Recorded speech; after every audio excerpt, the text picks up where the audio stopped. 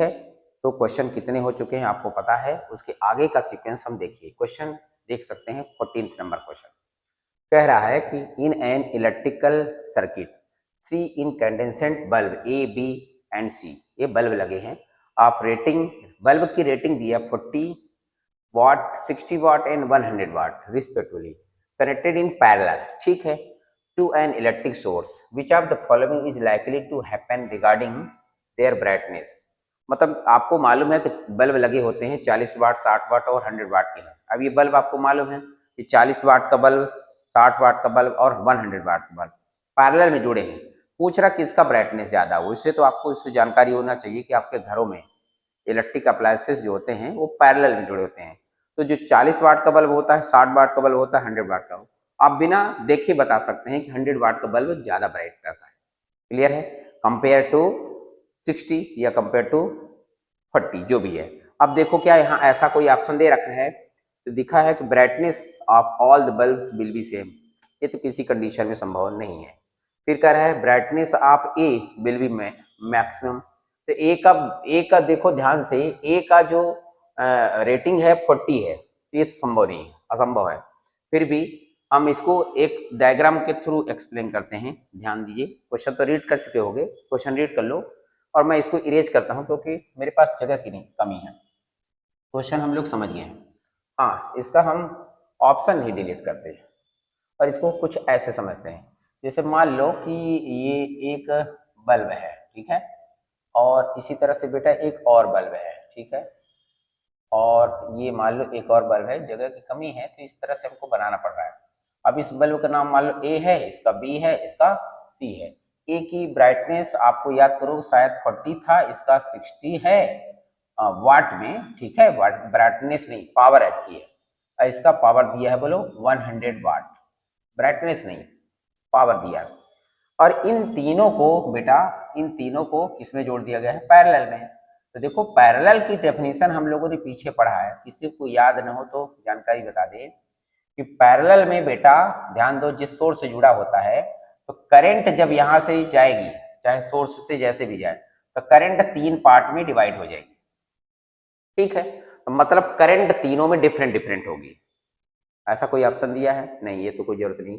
और वोल्टेज सबका कॉमन होगा, तो मतलब वोल्टेज कॉमन होगा तब भी आपका क्या हो गया बोलो? कांस्टेंट। पैरेलल में भी कांस्टेंट हो गया। क्लियर है ना? अब यहां से हम लोग पता लगा सकते हैं कि इसका रेजिस्टेंस कितना है, ये सब चीजें कैलकुलेट कर सकते हो। फिलहाल आंसर आपको पता हो गया है।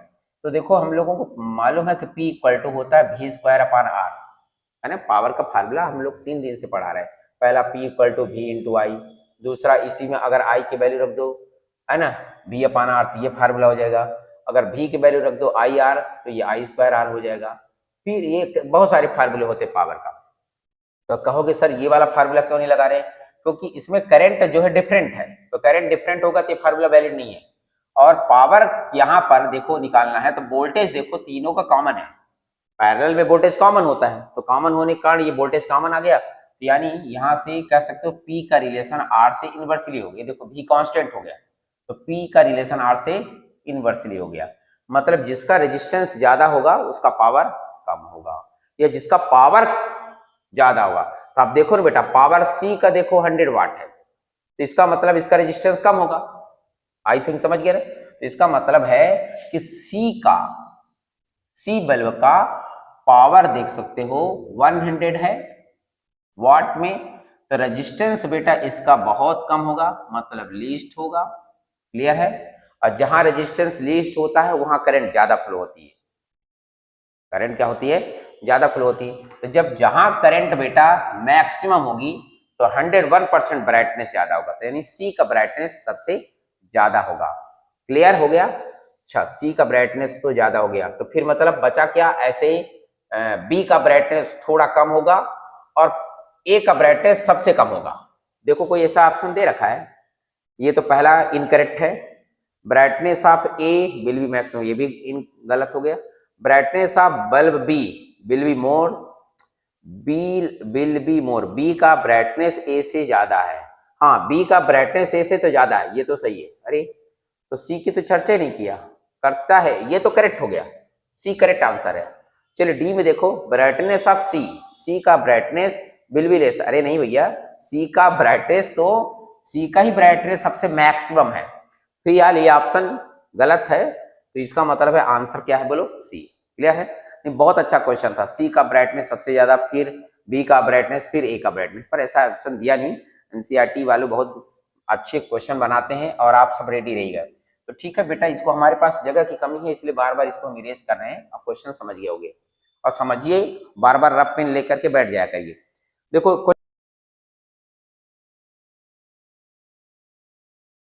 क्वेश्चन नेक्स्ट 15th नंबर का देखिए, in an electrical circuit two resistors 2 ohm 4 ohm respectively are connected in series to a 6 volt battery. Question को देखते चलिए।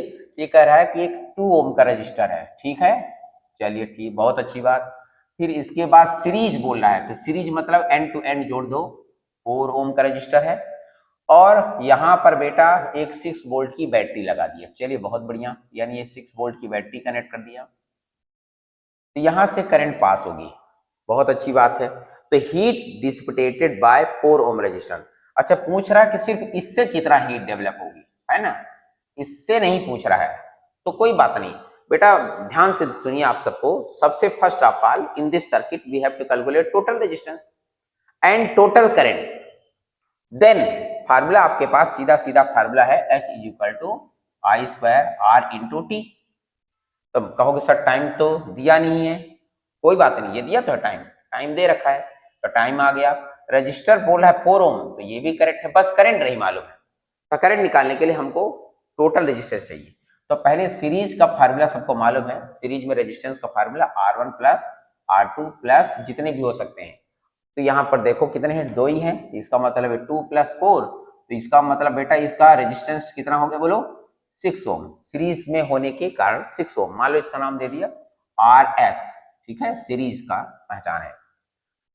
करंट के लिए ओम्स लॉ लगा दो, ओम्स लॉ सबको मालूम है, V इक्वल टू बच्चों IR होता है, V इक्वल टू IR। अब I की वैल्यू निकाल लो, तो I की वैल्यू क्या हो जाएगी, V/R, ठीक है। तो यहां से I की वैल्यू हो जाएगी V/R।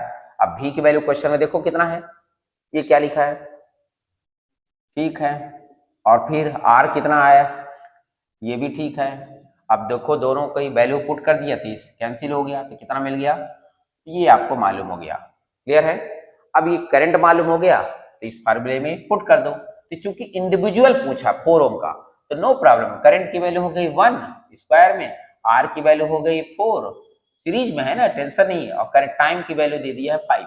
अब देखा मल्टीप्लाई तो आना चाहिए कि 4 का 5 से मल्टीप्लाई क्या होता है, तो 4 का मल्टीप्लाई 5 से कितना होगा, तो कितना होगा, 5 होगा नहीं, 10 होगा नहीं, 20। इसका मतलब ऑप्शन नंबर क्या है, 20, इसलिए 4 5 या 20। हाँ, इसमें अगर पूछता 2 ओम में, तो आप क्या करते, यहाँ आर की प्लेस में 2 लिखते, तो 2 5 या कितना होता, 10, ये करेक्ट होता। पर चूंकि उसमें पूछा नहीं, ये पूछता है टोटल हीट कितना होता, तो टोटल हीट के लिए फिर आपको आर की वैल्यू कितना लिखना पड़ता, 6, तो 6 5 या कितना होता, 30, ये आता। क्लियर? आपको समझना, ये टोटल वाले के लिए हो जाएगा, ये 4 का हो गया, ये बोलो कितने का हो जाएगा, 2 का, ये तो किसी काम का नहीं है। प्रिया क्वेश्चन, इस क्वेश्चन का आंसर है सी नंबर, है ना। चलिए, तो बेटा इसका टाइम नहीं है, हम लोग कंटिन्यू करते हैं, टाइम को ध्यान रखो। अब बेटा हमारा है आप लोग कॉपी में लेकर के मेहनत करते रहिए, हम साथ में पढ़े रहेंगे, पूरे एनसीईआरटी क्वेश्चन करवाएंगे, कोई दिक्कत नहीं, कोई चैलेंज नहीं। प्रिया 16th क्वेश्चन, 16th क्वेश्चन हो सकता है ना दिख रहा हो, तो मैं इसलिए पीछे हट जाता हूँ। देखो बेटा लिखा एन इलेक्ट्रिक केटल, बहुत बढ़िया, कंज्यूम 1 किलोवाट, हुआ पावर दे रखा है, पावर की वैल्यू है 1 किलोवाट, मतलब आपको मालूम होना चाहिए कि 1000 वाट, ठीक है। Of electric power when operated 220 volt, मतलब वोल्टेज की वैल्यू भी दे रखा है 220 वोल्ट, वेरी नाइस।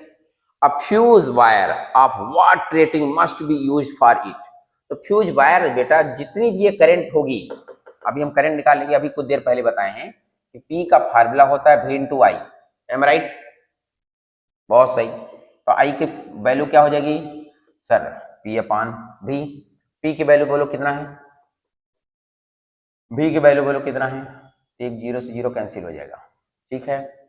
अब ये क्या हो जाएगा 20 2500, तो 20 टाइप नहीं होगा, इसका मतलब है कि 5 जत होगा नहीं, ये लगभग 4, अगर 4 भी लोगे तो कितना हो जाएगा 88, 100 में 88 माइनस कर दो तो कितना आ गया 2, अभी लगभग कितना 20, तो यानी ये पॉइंट में लग गया।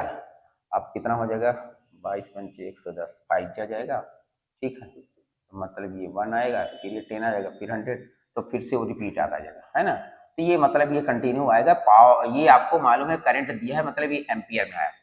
अब बेटा यहाँ पर आप सबको क्लियर हो गया, ठीक है ना, सबको क्लियर हो गया। तो आप बेटा इसको यहाँ से आपको करंट की मालूम हो गया कि कितना आ गया। पर ये जो आपने करंट ड्रॉ किया है, हमेशा एक चीज ध्यान रखिए कि जो फ्यूज वायर होता है उस करंट से थोड़ी सी वैल्यू ज्यादा होना चाहिए, तभी तो उससे ज्यादा करंट को कंट्रोल करेगा, नहीं तो फ्यूज हो जाएगा। इस कंडीशन में 4.5 से थोड़ा सा स्लाइटली मोर, स्लाइटली 4.5 से स्लाइटली मोर, तो हमको 5 दिख रहा है। अगर कोई 5 एम्पियर है तो बहुत करेक्ट है, तो 1 तो हो नहीं सकता, 2 हो नहीं सकता, 4 हो नहीं सकता, बचा क्या बच्चा? तो 5 एम्पियर अगर ये हो रहा है, आप मेरी बात समझ रहे होगे, तो fuse wire must be slightly higher than maximum operating current of appliances. This prevent the fuse from blowing current, right? And ensure it will be blow up there is an excessive current draw. अगर उससे ज्यादा current draw कर रहा है तो उसको ध्यान में रखेंगे कि उससे ज्यादा करंट नहीं हो, नहीं तो फ्यूज वायर फ्यूज हो जाएगा। और जब फ्यूज हो जाएगा तो यही तो चाहिए हमको, मतलब मैक्सिमम करंट हो गए, उससे ज्यादा हो गया तो फ्यूज हो जाएगा। तो क्लियर हो गया, आई थिंक समझ गए। जब उससे ज्यादा करंट होगी तो फ्यूज हो जाएगा, तो फ्यूज हो जाएगा तो बाकी अप्लायंसेस जो हमारे सर्किट में जुड़े हैं वो सिक्योर रहेंगे। चलिए क्वेश्चन नंबर 17 में जगह नहीं थी, मैं बहुत सारा इसमें शॉर्टकट लिखा हूं, पर मैं आशा करता हूं कि आप लोगों को सुनाई देगा, समझ में आ जाएगा। ये जो डैश डैश लिखा है मतलब यही लिखा है। फिर भी देखिए क्वेश्चन नंबर 17 में देखिए, 2 resistors of resistance 2 ohm and 4 ohm connected to a battery. अच्छा ये दे रहा है बैटरी से जुड़ा है, पर ये नहीं बोल रहा है सीरीज में जुड़ा है कि पैरेलल में जुड़ा है। कोई बात नहीं, हम सीरीज के भी देख सकते हैं, पैरेलल का। मान लो बेटा ये 2 ओम है और ये बोलो क्या है, अच्छा ये भी 4 ओम है, ठीक है। अगर ये सीरीज में होता तो कितना होता, 6 ओम। और यहाँ पर एक रूल है कि अगर ये सीरीज में है तो करंट सेम होती है, करंट इसमें भी जो होगी इसमें भी सेम होगी। क्लियर है। और ध्यान से देखिएगा, अगर यही चीज किसमें हो जाए, पैरेलल में, बेटा ये अगर 2 ओम है, ये बोलो कितना है, 4 ओम है, तो यू नो दैट 4 ओम है और 2 ओम है, पैरेलल में अगर हो तो करंट डिफरेंट हो जाएगी, लेकिन वोल्टेज ध्यान दीजिएगा, वोल्टेज क्या होगा, कॉमन होगा। इस कंडीशन में वोल्टेज कॉमन होगा, करंट जो होगी वो डिफरेंट होगी पैरेलल में। और इस कंडीशन में बेटा यहाँ का वोल्टेज डिफरेंट होगा दोनों का, यानी वोल्टेज यानी पोटेंशियल डिफरेंट होगा, और करंट क्या होगी, करंट दोनों में कॉमन होगी, है ना। इस कंडीशन में ये आपको याद होना चाहिए। ये सीरीज की बात कर रहा हूं, ठीक है। ये किसकी बात कर रहा था, पैरेलल की। अच्छा देखो आगे क्वेश्चन को देखते हैं तो क्या कहता है, ऑप्शन से मिलता है क्योंकि क्वेश्चन कंप्लीट समझ नहीं आया। तो देखो same current flowing through them, इनमें से इसमें तो करंट सेम होगी क्योंकि सीरीज में होगा, पैरेलल में नहीं हो सकता। व्हेन कनेक्टेड इन पैरेलल, वाह बकवास सवाल। पैरेलल में करंट कभी सेम हो सकती है, पैरेलल में करंट सेम नहीं होती है, करंट क्या होती है, डिफरेंट। क्लियर बच्चा, क्या सेम होता है, वोल्टेज या पोटेंशियल डिफरेंस, न कि करंट। तो ये तो ऑप्शन क्लास। चलिए पड़ोसी में चलते हैं। देखो डेड डैश में, डेड डैश का मतलब है कि same current flowing through them, यहां तक लिखा है। व्हेन कनेक्टेड इन के बाद सीरीज लिखा है।